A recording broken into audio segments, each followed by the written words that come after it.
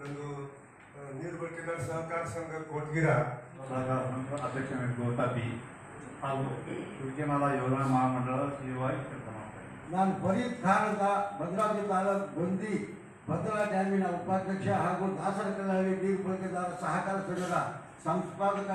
ವಾಲ್ಮಿ ವತಿಯಿಂದ ಸ್ವಾಗತ ಕೋರ್ತೇವೆ. ಸದರಿ ಕಾರ್ಯಕ್ರಮವನ್ನು ನಾಗರತ್ನ ನಡೆಸಿಕೊಳ್ಳಬೇಕು. ಹೂಕುಂದಲ್ಲಿ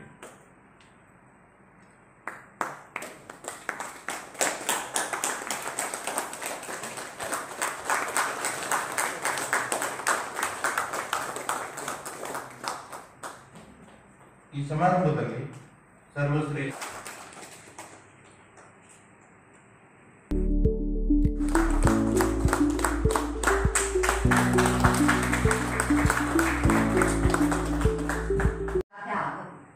ಅದಕ್ಕಾಗಿ ನಿಮ್ಮ ಮನಃಪರಿವರ್ತನೆ ಆಗಬೇಕು ಅನ್ನುವಂತಹ ಕಾರಣದಿಂದಾಗಿ ಇಂತಹ ಕಾರ್ಯಾಗಾರಗಳನ್ನ ಅವರು ಹಮ್ಮಿಕೊಳ್ತಾ ಇದ್ದಾರೆ.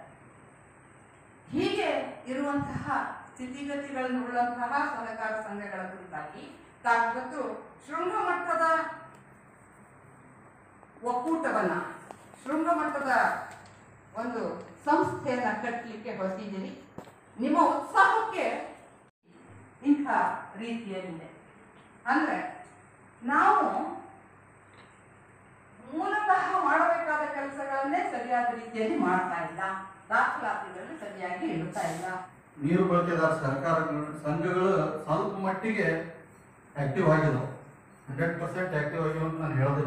ಸಹಕಾರ ತತ್ವದೊಳಗೆ ಲಾಭ ನಷ್ಟ ಅನ್ನೋದು ಇರೋದಿಲ್ಲ. ನಾನು ನೋಡೋದಿಲ್ಲ, ಇದರಲ್ಲಿ ಒಂದು ಸೇವೆಯ ಮನೋಭಾವ ಇಟ್ಕೊಂಡು ಕೆಲಸ ಮಾಡಿದ್ರೆ ಸಹಕಾರ ತತ್ವದಲ್ಲಿ ಏನಾದರೂ ಮುಂದೆ ಹೋಗ್ಬೋದು. ಇದರಲ್ಲಿ ನನಗೇನು ಲಾಭ ಅಂತ ಕ್ವಶನ್ ಮಾರ್ಕ್ ಹಾಕೊಂಡು ನಾವು ಕೆಲಸ ಮಾಡಕ್ಕೆ ಸ್ಟಾರ್ಟ್ ಮಾಡಿದ್ರೆ ಇದರಲ್ಲಿ ಯಾವ ಸಂಘಗಳು ಮುಂದೆ ಹೋಗಕ್ಕೆ ಸಾಧ್ಯ ಇಲ್ಲ ಅಂತ ನನಗೆ ಅನಿಸ್ತಾ ಇದೆ. ನಮ್ಮ ಕರ್ನಾಟಕ ರಾಜ್ಯದ ಮಹಾಮಂಡಳ ಒಕ್ಕೂಟಗಳ ಅಧ್ಯಕ್ಷರು, ಉಪಾಧ್ಯಕ್ಷರು ಮತ್ತು ಮುಖ್ಯ ಕಾರ್ಯನಿರ್ವಾಹಕ ಅಧಿಕಾರಿಗಳು ಬಂದಿದ್ದೀರಿ.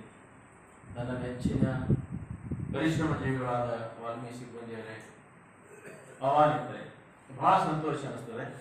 ಪುನಶ್ಚೇತನ ಈ ಕಾರ್ಯಾಗಾರದ ಒಂದು ಅಂಗವಾಗಿ ತಾವು ಕೂಡ ಪ್ರತಿಯೊಬ್ಬರು ಆತ್ಮಾವಲೋಕನ ಮಾಡ್ತಾರೆ. ನಮ್ಮ ಥಿಯರಿ ಏನಿದೆ, ನಮ್ಮ ಕೃತಿ ಏನಿದೆ, ಥಿಯರಿ ಸಾಕಷ್ಟಿದೆ. ಎಲ್ಲ ತರಹದ 4 ಜನ ಬಸವರಾಜೇಂದ್ರ ಶಬ್ದಗಳಂತಂದ್ರೆ ನಡೆದಾಡುವ ನಿಘಂಟುಗಳು ಶಾಸ್ತ್ರದಲ್ಲಿ. ಬಟ್ ಕೃತಿ ಮಾಡೋರು ಯಾರು? ನಮಗಿದೆ, ನಿಮಗಿದೆ. ನಾವು ಏನ್ ಮಾಡಕ್ ಸಾಧ್ಯ? ರಾಜಶಕ್ತಿ ಮತ್ತು ಜನಶಕ್ತಿ ಕೂಡಬೇಕು. ರಾಜಶಕ್ತಿ ಎಷ್ಟರ ಮಟ್ಟಿಗೆ ಕೆಲಸ ಮಾಡ್ತದೆ ಚಿಂತನೆ ವಿಷಯ. ನಿಮ್ಮ ಡಿಸ್ಕ್ರಿಷನ್ ಬಿಡ್ತೀನಿ ನಾನು, ನಿಮ್ಮ ಚಿಂತನೆ ಬಿಡ್ತೀನಿ, ಅದು ವಿಚಾರ ಮಾಡಿ. ಜನಶಕ್ತಿಯಿಂದ ನಮಗೇನು ಸಾಧ್ಯ, ನಮಗೇನು ಅವಕಾಶ ಇದೆ, ಅದ್ರ ಬಗ್ಗೆ ನಾವು ಚಿಂತನೆ ಮಾಡಬೇಕು. ಅದ್ರ ಬಗ್ಗೆ ವಾಲ್ಮೀಕಿ ಜವಾಬ್ದಾರಿ ಇದೆ. ಅದ್ರ ಬಗ್ಗೆ ನಾವು ತಮಗೆ ತಿಳಿಸಿ ಹೇಳಿದೆವು ಏನ್ ಮಾಡಿ. ವಿತರಣಾ ಮಟ್ಟದ ಕಾಲುವೆಗಳ ಸ್ಥಿತಿಗತಿ, ಒಕ್ಕೂಟಗಳ ಸ್ಥಿತಿಗತಿ ಏನಿದೆ, ಯೋಜನಾ ಮಟ್ಟದ ಮಹಾಮಂಡಳ ಸ್ಥಿತಿಗತಿ ಏನಿದೆ, ಇನ್ನು ಶೃಂಗ ಮಟ್ಟ ಹಾಕಿಲ್ಲ. ಒಂದು ಮಾತನ್ನು ಹೇಳ್ತೀನಿ ನಾನು, ವೈಯಕ್ತಿಕವಾಗಿ ನನ್ನ ವಿಶ್ವಾಸ, ಜನರ, ರೈತರ, ಬಳಕೆದಾರ ಸಹಭಾಗಿತ್ವ ಇಲ್ಲದೆ ಈ ಜಗತ್ತಿನಲ್ಲಿ, ಈ ದೇಶದಲ್ಲಿ, ನಮ್ಮ ನಾಡಿನಲ್ಲಿ ಯಾವುದೇ ಒಂದು ಯೋಜನೆ ಯಶಸ್ಸಾಗಕ್ಕೆ ಸಾಧ್ಯ. ಸಾಕಷ್ಟು ಸಲಹೆಗಳನ್ನು ಹೇಳ್ಯಾರ, ಅವುಗಳನ್ನೆಲ್ಲ ನಾವು ಮನದಟ್ಟಾಗಿ ಇವತ್ತು ಇಟ್ಕೋಬೇಕಾಗಿದೆ. ಈ ಕಾರ್ಯಕ್ರಮದ ಉದ್ಘಾಟನೆಯನ್ನು ಮಾಡಿದಂಥ ಹನುಮಾಕ್ಷಿ ಗೋಗಿ ಅವರಿಗೆ ನಾನು ಅನಂತ ಧನ್ಯವಾದಗಳನ್ನು ಹೇಳ್ತೇನೆ. 5 ವರ್ಷಕ್ಕೊಮ್ಮೆ ಎಲೆಕ್ಷನ್ ಆಗ್ತದೆ. 16 ಮಂದಿ, 2 ಸುಬ್ರಹ್ಮಣ್ಯ ಇಂಜಿನಿಯರ್ಸ್, ಮಲ್ಲಪ್ರಭಾ ಮತ್ತು ಇದು ಎಡ್ಡಲ್ಲಿ ಕಾಲುವೆ, ಬಲದಲ್ಲಿ ಕಾಲುವೆ, 2 ಕಾಡ ಅಧಿಕಾರಿಗಳು, ಒಬ್ರು ಕೋಆಪ್ಟಿವ್, ಒಬ್ರು ಅಗ್ರಿಕಲ್ಚರ್, ಒಬ್ರು ಆಮೇಲೆ ಸಿ ಒಬ್ರು ಅದಕ್ಕೆ ಎಕ್ಸ್ ಆಫೀಸರು, ಡೈರೆಕ್ಟರ್, ಒಟ್ಟು 21 ಮಂದಿ.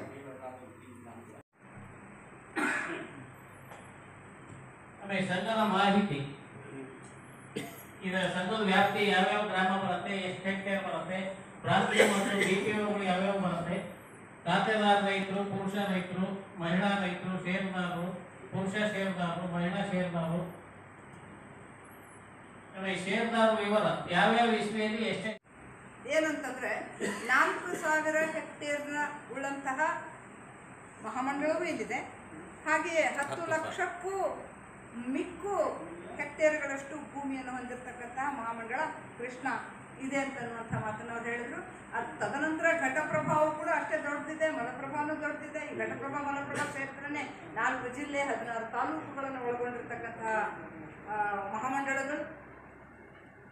ಜೊತೆಗೆ ಈ ಎಲ್ಲ ಮಹಾಮಂಡಳಗಳಲ್ಲಿ ನಾವು ಗುರುತಿಸಬೇಕಾದದ್ದು ಅಂತಂದರೆ ಒಂದು 2-3 ಮಹಾಮಂಡಳಗಳನ್ನು ಬಿಟ್ಟರೆ ಉಳಿದೆಲ್ಲವೂ ಜನರಲ್ ಬಾಡಿಯನ್ನು ಮಾಡಿವೆ. ಸಾಮಾನ್ಯವಾಗಿ ಒಂದೇ ಮಾದರಿಯ ಬಾಯ್ಲಾಗಳನ್ನು ರಚಿಸಿಕೊಂಡು ಕಾರ್ಯನಿರ್ವಹಣೆ ಮಾಡಲಿಕ್ಕೆ ಅವಕಾಶ ಇದೆ. ಆಡಳಿತ ಮಂಡಳಿ ಅದೆಲ್ಲ ನಿಮ್ಮ ಕಾರ್ಯವ್ಯಾಪ್ತಿ ಮೇಲೆ ಬರುತ್ತೆ ಕಾನೂನು ಪ್ರಕಾರ. ಉದ್ದೇಶಗಳಲ್ಲಿ ಒಂದೇ ಮಾದರಿಯಾಗಿ ಬಾಯ್ಲವನ್ನು ರಚಿಸಿಕೊಂಡ್ರೆ ಸೂಕ್ತ ಅಂತ ಅನ್ಸುತ್ತೆ. ಒಂದಿಷ್ಟು ಕಮರ್ಷಿಯಲ್ ಬೆಳೆ ಬೆಳೀತಾರ, ಅಲ್ಲೇ ಸೇವಾ ಸುಂಕ ಹೆಚ್ಚು ಮಾಡ್ಕೊಂಡಾರ. ಕೆಲವು ಕಡೆ ಬರಗಾಲ ಪ್ರದೇಶ ಇದ್ದಲ್ಲಿ ನೀರೇ ಹೋಗುದಿಲ್ಲ, ಅಲ್ಲಿ ಕಡಿಮೆ ಮಾಡ್ಕೊಂಡಾರ. ಅದು ಅವ್ರವ್ರು ಯೋಜನೆ ಮಹಾಮಂಡಳವ್ರು ಬಿಟ್ಟು ಆತೂರಿಂದ ಎಷ್ಟು ನೀರು ಇರಬೇಕು, ಯಾಚೆಯಿಂದ ಎಷ್ಟು ನೀರು ಇರಬೇಕು, ಎಷ್ಟು ಕ್ಯೂಸೆಕ್ಸ್ ಆತೂರಿಂದ ಹೋಗ್ಬೇಕು ನೀರು, ಅದು ಕರೆಕ್ಟ್ ಡಿಸೈನ್ ಮಾಡಿಕೊಟ್ಟಂತಂದ್ರೆ ಯಾವ ಸಮಸ್ಯೆ ಇರೋದು. ಅದು ಬಿಟ್ಟು ಇಲ್ಲೇನಾಗಿದ್ರೆ ಥೈಲ್ಯಾಂಡ್ ಭಾಗದಲ್ಲಿ ಯಾವ್ದಾದ್ರು ಸ್ವಲ್ಪ ನಾವು ಬಂದ್ರೆ ಮ್ಯಾಗ ಯಥೇಚ್ಛವಾಗಿ ನೀರು ಬಳಸ್ಕೊಂತಾರೆ. ಇವತ್ತಿನ ಸಭೆ ಏನು ನಮ್ಮಲ್ಲಿ ವಿಷಯ ಮಂಡನೆ ಆಗುತ್ತೆ ಒಂದಿಷ್ಟು ಮಾಡಿ ನಾನು ಅದ್ರ ಬಗ್ಗೆ ಇಬ್ಬರು ತಜ್ಞರು ತಮ್ಮ ಅಭಿಪ್ರಾಯಗಳನ್ನ ನೋಡ್ರಿ. ನೀವು ಮಂಡನೆ ಮಾಡಿದಂತ ನಿಮ್ಮ ಪರಿಸ್ಥಿತಿಯನ್ನು ನೀವೇ ಖಂಡಿತ ಮುಂದಿಟ್ಟಾಗ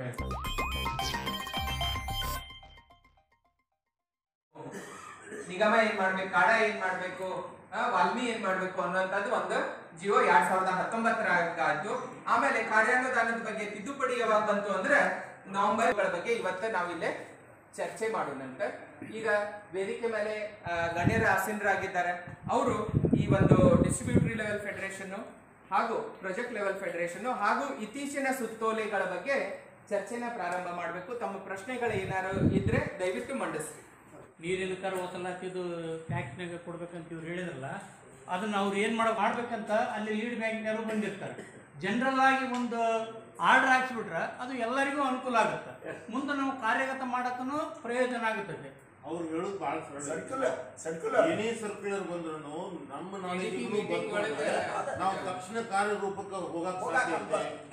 ಬಂದದ್ದು ನಿಮ್ಮ ಹತ್ರನೇ ಇರ್ತದೆ, ನಾವು ಕಷ್ಟದೊಳಗೆ ಉಳಿದು ಬಿಡ್ತೀವಿ.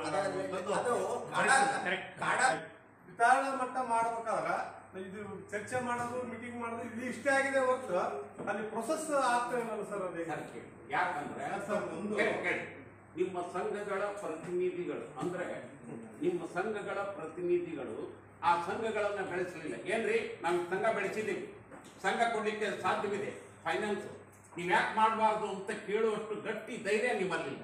ನೋಡ್ರಿ ಇದ್ರಲ್ಲಿ ಮೆನ್ಷನ್ ಮಾಡೋಣ 62 ಯೋಜನೆಯ ಗಾತ್ರ ದಯಮಾಡಿ ಚಿಕ್ಕ ಗಾತ್ರ, ಚಿಕ್ಕ ಗಾತ್ರಕ್ಕೆ ಮತ್ತೆ ಹಲವು 4, 5, 6, 7, 8 ಟೈರ್ ಸಿಸ್ಟಮ್ ಬೇಡ. ನೀರು ಎಲ್ಲರ ಸೊತ್ತು. ಇದನ್ನ ನಮ್ಮ ಊರಿಗೆ ಬಂದಾಗ ನಾವು ಹೆಂಗ್ ಹಂಚ್ಕೋಬೇಕಂತೇಳಿ ಬರೀ ಇಲಾಖೆ ಮಾಡಕ್ ಆಗೋದಿಲ್ಲ. ಬಟ್ ಅಲ್ಲಿ ಮಟ್ಟ ತಂದು ಕೊಡೋ ಕೆಲಸ ಇಲಾಖೆ ಮಾಡ್ತದೆ. ಎಲ್ಲಿ ಮಟ್ಟ ಔಟ್ಲೆಟ್ ಮಟ್ಟ ಅಂದ್ರೆ ನಿಮ್ಮ ಔಟ್ಲೆಟ್ ಮಟ್ಟ ಹೆಂಗ್ ರೇಷನ್ ತಂದು ಕೊಡ್ತಾರಲ್ಲ, ನಿಮ್ ಟ್ಯಾಕ್ಸ್ ಮಟ್ಟ ಹೆಂಗ್ ರೇಷನ್ ತಂದು ಕೊಡ್ತಾರಲ್ಲ, ಹಂಗ ನಿಮ್ಮ ಔಟ್ಲೆಟ್ ಮಟ್ಟ ನೀರು ತಂದು ಕೊಡೋ ಕೆಲಸ ನಮ್ದು. ಅದಾದ್ಮೇಲೂ ಅವ್ರು ನಿಮ್ಮ ಸಂಘದೊಳಗೂ ಯಾಕೆ ಬರ್ತೀವಿ ಅಂತಂದ್ರೆ ಅಲ್ಲಿ ಸರಿಯಾಗಿ ಹೆಂಗ್ ಇಡಬೇಕು, ಹೆಂಗ್ ಲೆಕ್ಕ ಕೊಡ್ಬೇಕು, ಮಾಡ್ಬೇಕಂತ ತಾಂತ್ರಿಕವಾಗಿ ನಾವು ಇಂಜಿನಿಯರ್ ನಿಮ್ಮಲ್ಲಿ ಇರ್ತೀವಿ. ಇದು ಪ್ರೈಮರಿ ಲೆವೆಲ್ ಅಲ್ಲಿ ಫಸ್ಟ್ ಅಂದ್ರೆ ಬೇಸ್ ಟೈರ್ ಅಲ್ಲಿ ಬಂತಿದ್ದು. ಬೇಸ್ ಅಲ್ಲಿ ಬಂದಾಗ ನೀವು ನಿಮ್ಮಲ್ಲಿ ಇರ್ತಕ್ಕಂಥ ಇಷ್ಟು 5 ಹೆಕ್ಟೇರ್ ಸರಾಸರಿಯಾಗಿ ಮಾಡ್ಕೊಂಡು ಒಂದ್ ಸಂಘ ರಚನೆ ಮಾಡ್ಕೊಂಡ್ವಿ ನಾವು. ಒಂದ್ ಸಂಘಗಳು ಮಾಡ್ಕೊಂಡು ಆ ಒಂದು 5 ಹೆಕ್ಟೇರ್ ಏನಕ್ಕಲ್ಲ ಒಂದು ಉಪ ಕಾಲುವೆಗೆ ಬರ್ಬೋದು, ಅಥವಾ ಒಂದು ಮುಖ್ಯ ಕಾಲುವೆಗೆ ಬರ್ಬೋದು, ಒಂದು ಲ್ಯಾಟರಲ್ ಮೈನರ್ಗೂ ಬರ್ಬೋದು. ಯಾವ ಕಾಲುವೆಗೆ ಎಷ್ಟು ಬೇಕಂತ ಕೊಟ್ಟರೆ ಕಾಲುವೆ ಒಳಗೆ ಹಂಚ್ಕೊಳ್ಳುವಂತ ಅಧಿಕಾರನ ಆ ಕಾಲುವೆ ಮಟ್ಟದ ಒಕ್ಕೂಟಗಳಿಗೆ, ಕಾಲುವೆ ಮಟ್ಟದಿಂದ ವಿತರಣಾ ಮಟ್ಟಕ್ಕೆ ನೀವು ಹಂಚಿದಾಗ ವಿತರಣಾ ಮಟ್ಟದ ಒಕ್ಕೂಟಗಳಿಗೆ ಅಧಿಕಾರ ಬರಬೇಕು. ವಿತರಣಾ ಮಟ್ಟದ ಅಧಿಕಾರ ಬಂದಾಗ ನಿಮ್ಮ ಔಟ್ಲೆಟ್ಗಳಿಗೆ ಸಂಬಂಧಪಟ್ಟಂತ ನಿಮ್ಮ ಸಂಘಗಳ ಅಧಿಕಾರ ವ್ಯಾಪ್ತಿ ಬರಬೇಕು. ಇದು ಸರಿಯಾದ ಪರಿಸ್ಥಿತಿ ಸಂಘ ನಿರ್ಮಾಣ ಮಾಡ್ಬೇಕಂತ ಮಾಡಿದರು. ಇವತ್ತು ಹೆಂಗ ನಮ್ಮ ವಾಲ್ಮೀಕಿ ನಮ್ಮನ್ನು ಕರ್ಕೊಂಡ್ಬಂದು ಇವತ್ತು ಈ ರೀತಿ ಮಾಹಿತಿ ಒಂದು ಅರಿವು ಮೂಡಿಸ್ತಾ ಇದ್ರು. ದಯವಿಟ್ಟು ನನ್ನ ಸಲಹೆ ತಿಳಿಸಿದವರು ಇದನ್ನು ಇದಂತಲ್ಲ, ನೀರಾವರಿ ಇಂಜಿನಿಯರಿಂಗ್ ಕೂಡ ಈ ರೀತಿ ನೀವು ಮತ್ತು ನೀರು ಬಳಕೆದಾರ ಸಂಘದವರು ಒಂದು ತಲಾಪುರಿಯಲ್ಲಿ विभाग के भी काफी करीब होती है, उनकी बातें भी समझती है और किसानों के भी नजदीक होती है। उनके चूंकि लगातार उनसे मिलते रहते हैं, उनका फीडबैक लेते रहते हैं।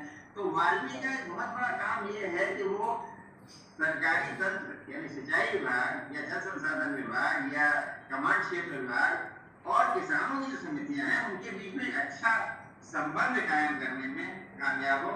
और ये संबंध बहुत जरूरी है। अगर ये संबंध नहीं बन पाया, मैंने देखा कर्नाटका में, ये देखा गुजरात में, देखा गुजरात में मुझे संबंध बहुत अच्छा दिखाई पड़ा, महाराष्ट्र में कुछ जगहों में बहुत अच्छा दिखाई पड़ा ಅಂತ ಹೇಳಿದ್ದಾರೆ. ಎಲ್ಲವನ್ನು ನಿಧಾನ ಮಾಡ್ಕೊಳ್ಳೋಣ. ಅದರಲ್ಲಿರ್ತಕ್ಕಂಥ ಕೆಲವು ಲೋಪದೋಷಗಳನ್ನ ಸರಿಪಡಿಸ್ಕೊಳ್ಳೋದಕ್ಕೆ ಮಾರ್ಗೋಪಾಯಗಳು ಇದ್ದೇ ಇದೆ. ಅವೆಲ್ಲ ಮಾರ್ಗಗಳನ್ನು ನಾವು ಹುಡುಕುವಂಥ ಒಂದು ಪ್ರಯತ್ನದಲ್ಲಿ ಮಾಡಿಕೊಂಡು ಅದರಲ್ಲಿ ಯಶಸ್ವಿ ಆಗೋಣ ಅಂತೇಳಿ ಈ ಸಂದರ್ಭದಲ್ಲಿ ನಾನು ಹೇಳ್ತಾ ನನ್ನ 2 ಮಾತನ್ನು ಮುಗಿಸ್ತಾ ಇದ್ದೀನಿ.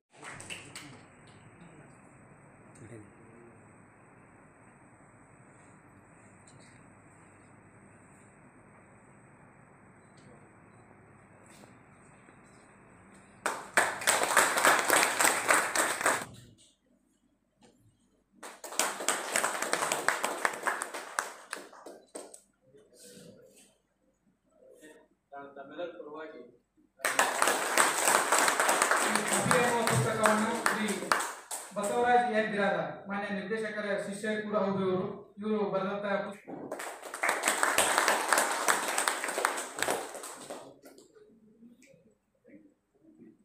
ಘಟಪ್ರಭಾ ಯೋಜನಾ ಮಟ್ಟದ ಮಹಾಮಂಡಳ ಹಿಡಕಲ್ ಡ್ಯಾಮ್ ಶ್ರೀ GS ಮುದ್ದೂರು ಅವರು.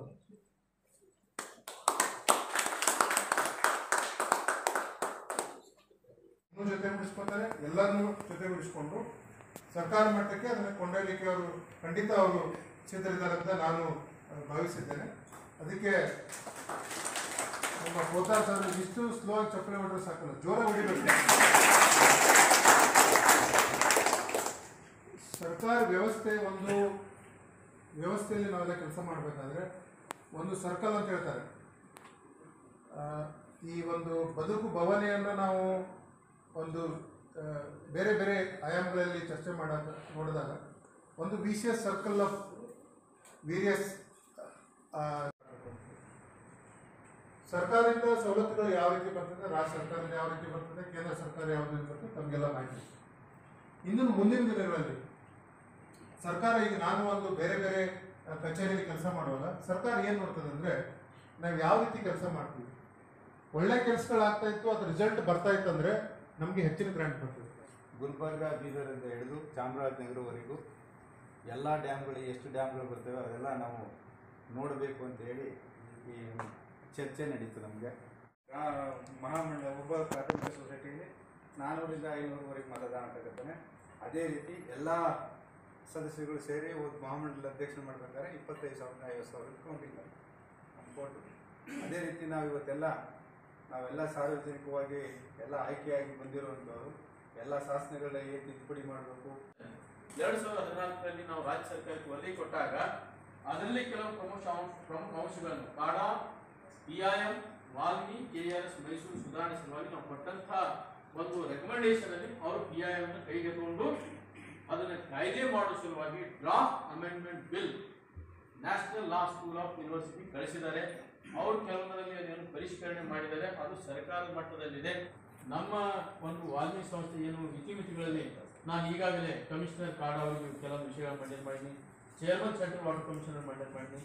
ಮೊನ್ನೆ ಹೋದ ತಿಂಗಳ ರಾಘವೇಂದ್ರ ಅವರು ನಾವು ಸೇರಿ ಒಂದು ರಿಮಾಂಡ್ ನೋಟ್ ರೆಡಿ ಮಾಡಿ ಸನ್ಮಾನ್ಯ ಕೇಂದ್ರ ಸರ್ಕಾರ ಸಚಿವರಿಗೆ ಕರ್ನಾಟಕ ರಾಜ್ಯ ಸಂಬಂಧಪಟ್ಟಂತ ಕಾಡಾಗಳ ಅಭಿವೃದ್ಧಿ, ವಾಲ್ಮೀಕಿ ಅಭಿವೃದ್ಧಿ, ಸಂಘಗಳ ಅಭಿವೃದ್ಧಿ 4 ಪಾಯಿಂಟ್ ಮಾಡಿದ್ದೆವು. ಅದಾಗಿಲ್ಲ. ಈ ಜಾಗತಿಕ ಜಲ ಸಂಕಷ್ಟದ ಸಂದರ್ಭದಲ್ಲಿ ನೀರು ಬಳಕೆದಾರರ ಸಹಕಾರಿ ಸಂಘಗಳೇ ಸುವರ್ಣ ಮಾರ್ಗಗಳು.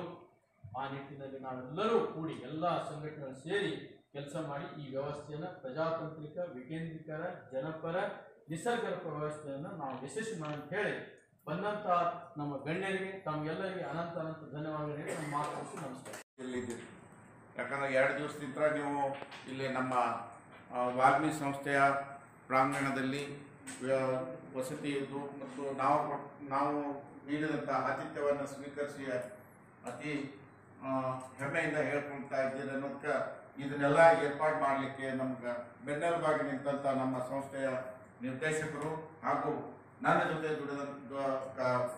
ಕರ್ತವ್ಯ ನಿರ್ವಹಿಸ್ತಕ್ಕಂಥ ನನ್ನ ಸಹೋದ್ಯೋಗಿ ಮಿತ್ರರು ಶ್ರೀಯುತ ಗುತ್ತನಗೌಡರು ಹಾಗೂ ಪ್ರದೀಪ್ ದೇವರಮನೆ ಅವರು ಮತ್ತು ಇನ್ನೂ ಇತರೆ ಸಿಬ್ಬಂದಿ ವರ್ಗದವರು ಇಲ್ಲಿ ನೆರೆದು ನಮಗೆಲ್ಲ ಸಹಕಾರ ನೀಡಿ